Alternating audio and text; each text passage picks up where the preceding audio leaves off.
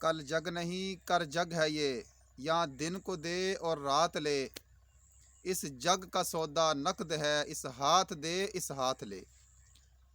दुनिया के अंदर आप जो भी चीज़ ख़रीदना चाहते हैं उसकी एक कीमत होती है, कास्ट होती है उसकी। मिसाल के तौर पर ये मैं आपसे इस वक्त मोबाइल के ज़रिए मुखातिब हूँ, तो ये मोबाइल पैसों से आता है। ये घड़ी है, ये ऐनक है, ये टोपी, ये कपड़े, आपके घर के अंदर जो चीज़ आपको नज़र आ रही है, आपका जो घर है वो ईंटों से बना है, सीमेंट से बना है, बजरी से बना है, और गार्डर, टीआर, पंखे, एसी, फ्रिज, डीप फ्रीज़र, जो कुछ भी जिसके ज़रिए आप जनाब गुस्ल करते हैं, वो मोटर, वो शावर, सब कुछ उसकी एक कास्ट होती है, कीमत होती है। बग़ैर कास्ट, बग़ैर कीमत के या तो इंसान फिर हराम खोरी करता है, किसी के हक के ऊपर डाका मार के उससे वो चीज़ छीन लेता है। ये चीज़ दुनिया के कानून के लिहाज से भी गलत है, रॉन्ग है, और इस्लामी नुक्ता नज़र से तो ये बिल्कुल ही हराम है।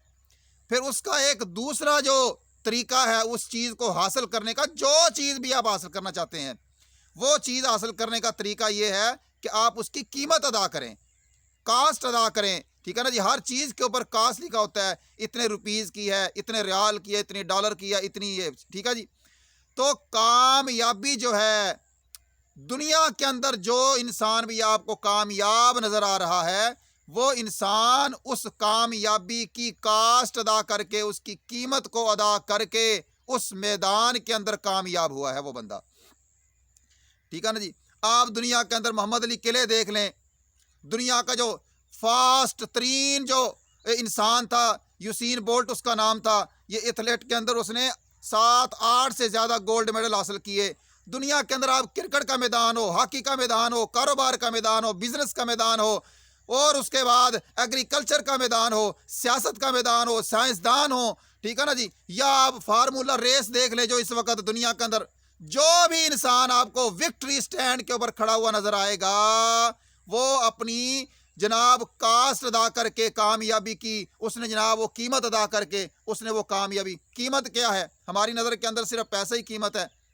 इंसान देखा ना जी, एक आदमी अपने मैदान के अंदर डॉक्टर है, अब वो डॉक्टर बना है, हार्ट सर्जन बना है, हार्ट सर्जन ऐसे ही बन जाता है। और उसके बाद एक बंदा सियासतदान है, अब ये इमरान खान साहब है 22 साल, उससे पहले ये क्रिकेट के मैदान के अंदर। इसी तरह कोई भी इंसान आपको जहाँ पे वो खड़ा है और विक्ट्री स्टैंड पर खड़ा है वो बंदा, उसने कास्ट अदा की है, तब वो इंसान कामयाबी के मंजिल के ऊपर खड़ा हुआ है। तो कामयाबी के जनाब, कामयाबी का जो जो जो उसकी कास्ट है, कामयाबी की जो कास्ट है, कीमत है, वो क्या है, ये आज मैं इस वीडियो के अंदर आपसे डिस्कस करूंगा। आप इंशाल्लाह इसके ऊपर तवज्जो करेंगे।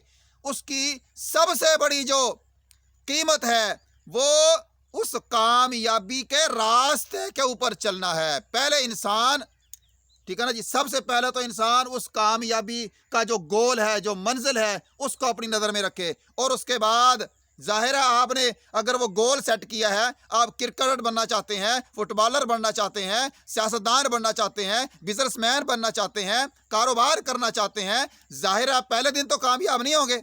डॉक्टर बनना चाहते हैं, पहले दिन तो डॉक्टर नहीं बनेंगे, आप एफएससी करेंगे, उसके बाद 5 साल मेडिकल जनाब कॉलेज के अंदर आपको प्रैक्टिस करनी पड़ेगी, फिर उसके बाद हाउस जॉब करना पड़ेगा, फिर उसके बाद और बड़ी लंबी लंबी मंजिलें हैं।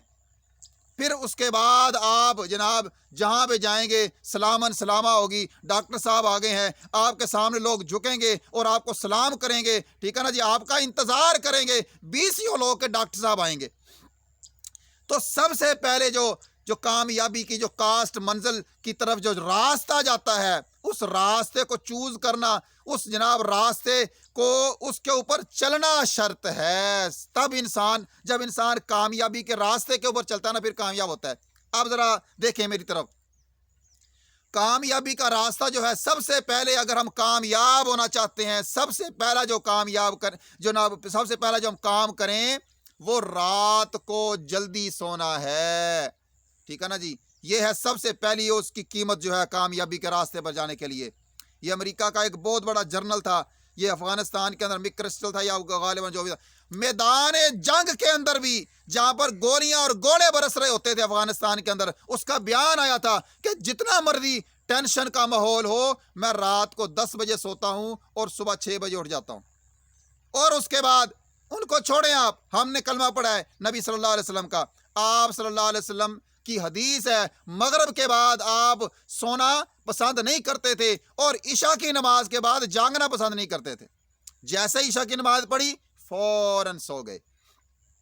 दुनिया के अंदर जो भी कामयाब इंसान आपको नजर आ रहा है, आप जनाब उसको चेक करके देखें, वो टाइम से सोएगा। और भाई हम जनाब कोई सुपरमैन नहीं है और ना हम आयरन मैन है, ना हम स्पाइडरमैन है, हम कॉमन मैन हैं, कॉमन मैन, कॉमन इंसान।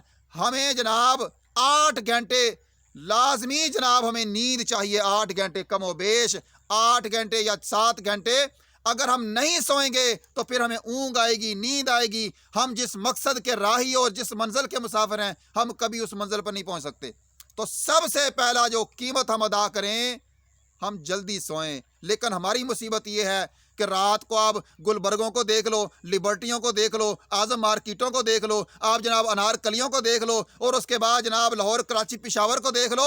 जैसे जैसे रात ढलती चली जाती है, वैसे वैसे जनाब हमारे लाहौरी है, हमारे कराची है, हमारे जनाब बड़े बड़े जो हमारे शहर हैं, वो जागते चले जाते हैं। रात को 11-11, 12-12, 1-1 बजे तक होटलिंग हो रही है, सैर हो रही है, खा रहे हैं, पी रहे हैं, जनाब पार्किंग हो रही है।